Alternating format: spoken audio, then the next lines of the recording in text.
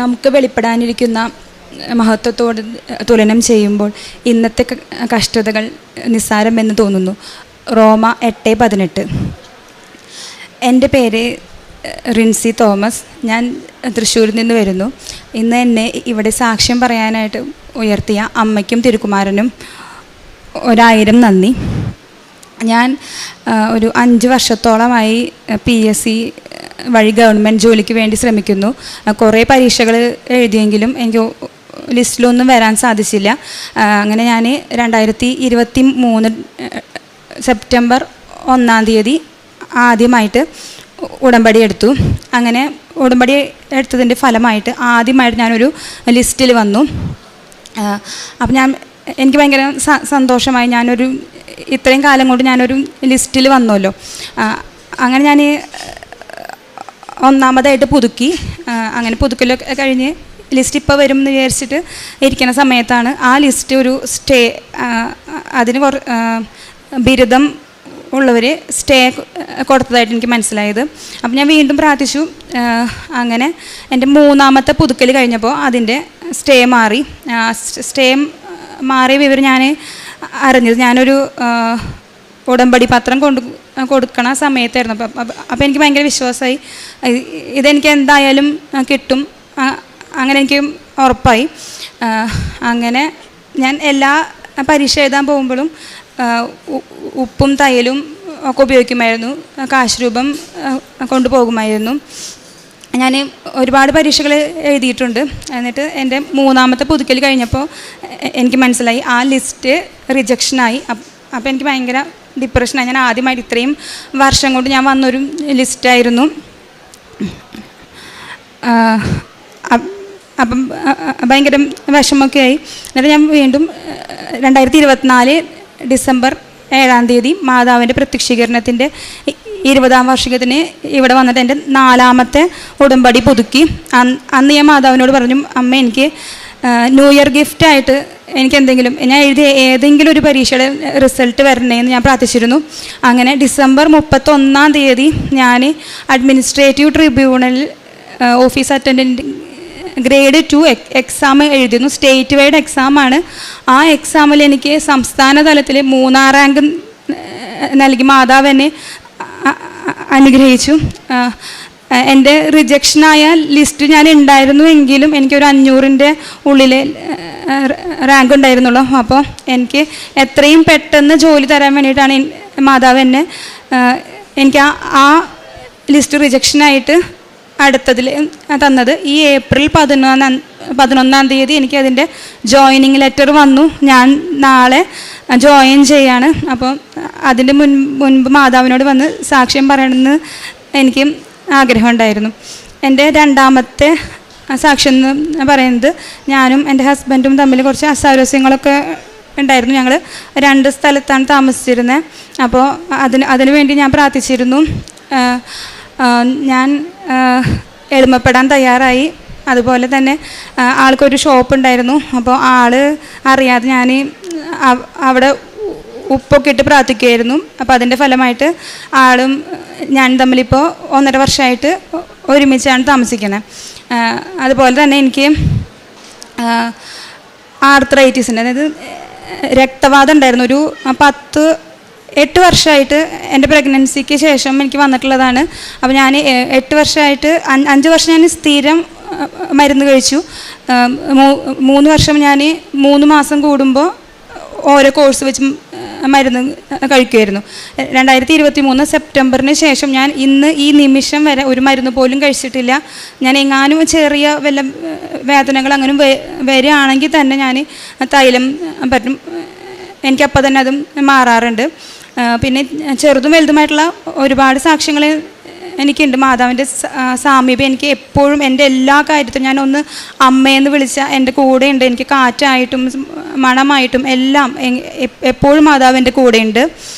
പിന്നെ കാരുണ്യ പ്രവർത്തികളായിട്ട് ഞാൻ ചെയ്തിരുന്നതെന്ന് പറഞ്ഞാൽ എൻ്റെ വീടിൻ്റെ അടുത്തെന്ന് പറഞ്ഞാൽ ഒരു 12 കിലോമീറ്റർ അപ്പുറം ഒരു മേഴ്സി ഹോം ഉണ്ട്. അവിടെ ഈ ശയ്യാവലംബരായിട്ടുള്ള ആൾക്കാരുണ്ട്, സ്ത്രീകളും പുരുഷന്മാരും കുട്ടികളും ഉണ്ട്. അപ്പോൾ അവർക്ക് എഴുന്നേറ്റിരിക്കാൻ പോലും വയ്യാത്തവരാണ്. അപ്പോൾ അവർക്ക് ഭക്ഷണം വാരി കൊടുക്കാനും പിന്നെ അങ്ങനത്തെ കാര്യങ്ങളൊക്കെ ചെയ്യാറുണ്ട്. പിന്നെ പ്രേക്ഷിത പ്രവർത്തനമായിട്ട് ചെയ്യുന്നത് ഞാൻ പത്രം വാങ്ങിച്ച് കൊടുക്കും. ആദ്യത്തെ സമയത്തൊക്കെ മടിയായിരുന്നു. പിന്നെ ഇപ്പോൾ ഓരോ വീട്ടിലും കയറി ഇറങ്ങിയിട്ടും എനിക്കറിയാവുന്നവർക്കും അറിയാത്തവർക്കും എല്ലാവർക്കും പത്രം കൊടുക്കുന്നുണ്ട്. പിന്നെ ഡെയിലി ബ്രെഡ് സമയത്തിന് കാണും, എല്ലാവർക്കും ഷെയർ ചെയ്യും. എല്ലാ ദിവസവും സാക്ഷ്യം കാണും. സാക്ഷ്യം കണ്ടില്ലെങ്കിലാണ് എനിക്ക് വിഷമം. ഇപ്പോൾ പിന്നെ എന്നും ദിവ്യബലിക്ക് പങ്കെടുക്കും. ക്രിസ്മസിനും ഈസ്റ്ററിനും മാത്രം കുമ്പസാരിച്ചിരുന്ന ഞാനിപ്പോൾ എല്ലാ മാസം പറ്റുകയാണെങ്കിൽ 2 ആഴ്ച കൂടുമ്പോഴൊക്കെ ഞാൻ കുമ്പസാരിക്കും. അങ്ങനെ ആത്മീയമായിട്ടും ഒരുപാട് ഉയർന്നു. എൻ്റെ എല്ലാ ദേഷ്യങ്ങളും വിഷമങ്ങളും എല്ലാം മാറി. അമ്മയ്ക്കും തിരുക്കുമാരനും 1000 നന്ദി. ഫിലിപ്പി 3:16-17 തിരുവചനങ്ങൾ. നേടിയെടുത്തതിനെ മുറുകെ പിടിച്ചുകൊണ്ട് തന്നെയാവണം നമ്മുടെ പ്രവർത്തനം. സഹോദരരെ, നിങ്ങൾ എന്നെ അനുകരിക്കുന്നവരുടെ കൂടെ ചേരുവിൻ. ഞങ്ങളുടെ മാതൃക അനുസരിച്ച് ജീവിക്കുന്നവരെ കണ്ടുപിടിക്കുവിൻ. പ്രിൻസി തോമസ് എന്ന ഈ സഹോദരി തൻ്റെ ഉടമ്പടി ജീവിതത്തിലൂടെ ലഭിച്ച നന്മകളെ ഈ അൾത്താരയിൽ സാക്ഷ്യപ്പെടുത്തുന്നു. ഏറെ വർഷങ്ങളായി ഒരു സർക്കാർ ജോലിക്ക് വേണ്ടി മകൾ പരിശ്രമിക്കുന്നുണ്ട്. പലപ്പോഴും ഒരു റാങ്ക് ലിസ്റ്റിൽ പോലും എത്തപ്പെടുവാൻ മകൾക്ക് സാധിച്ചിരുന്നില്ല.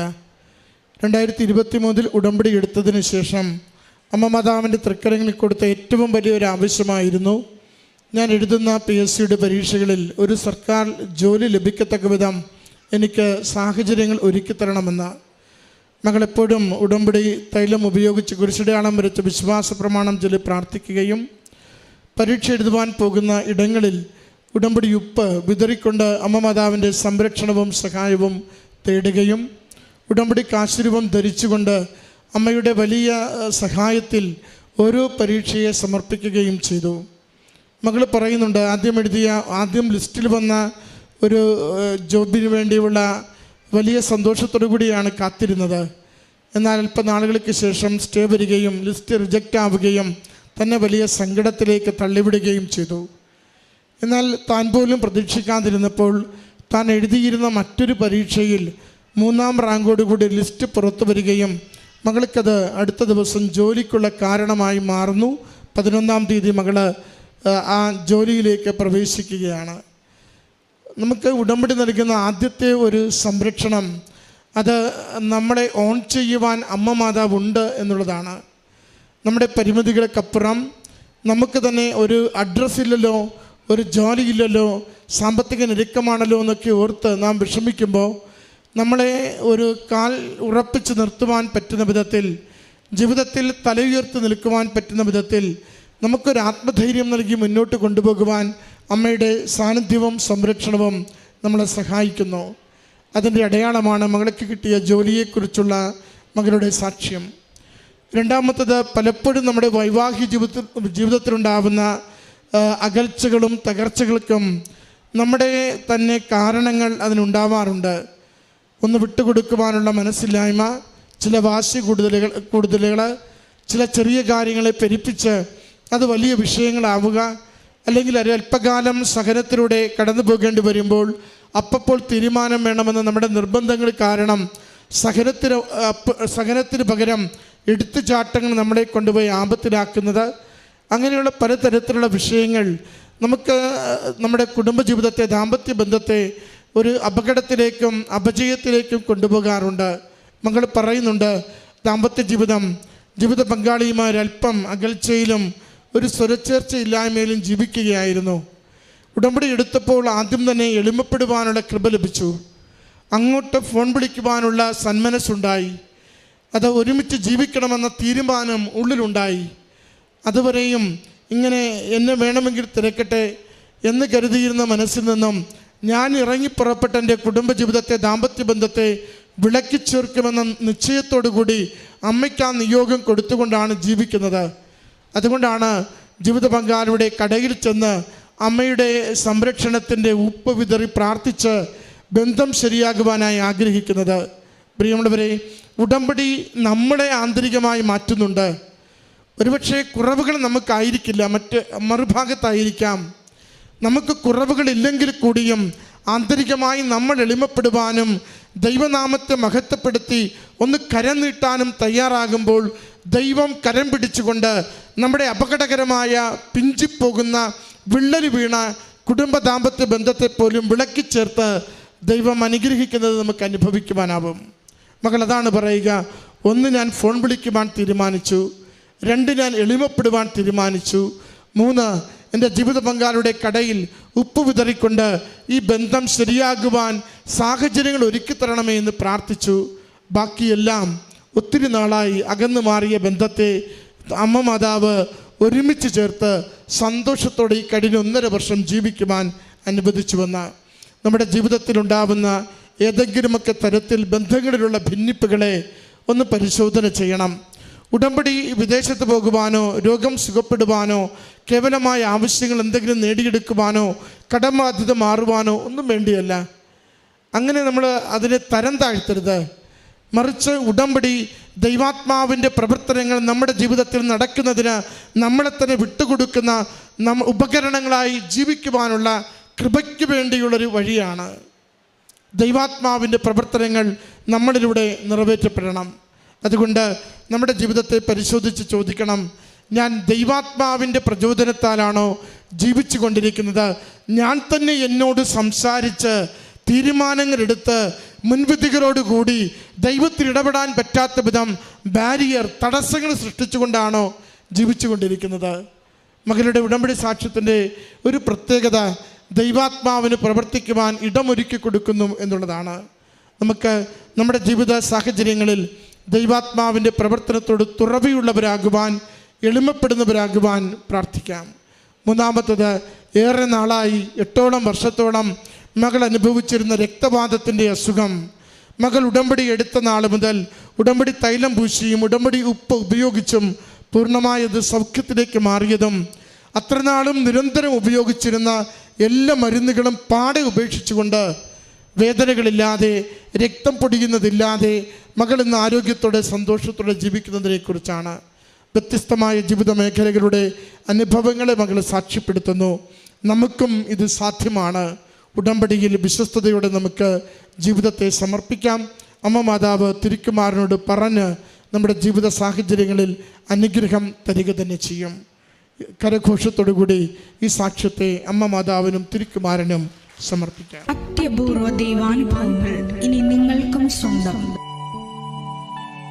ഈ യൂട്യൂബ് ചാനൽ ഇതുവരെ സബ്സ്ക്രൈബ് ചെയ്തിട്ടില്ലെങ്കിൽ ഇപ്പോൾ തന്നെ സബ്സ്ക്രൈബ് ചെയ്യുക. ഈ വീഡിയോ ഇപ്പോൾ തന്നെ നിങ്ങളുടെ സുഹൃത്തുക്കൾക്ക് ഷെയർ ചെയ്തുകൊണ്ട് കർത്താവിൻ്റെ പ്രേക്ഷിതരാകുക.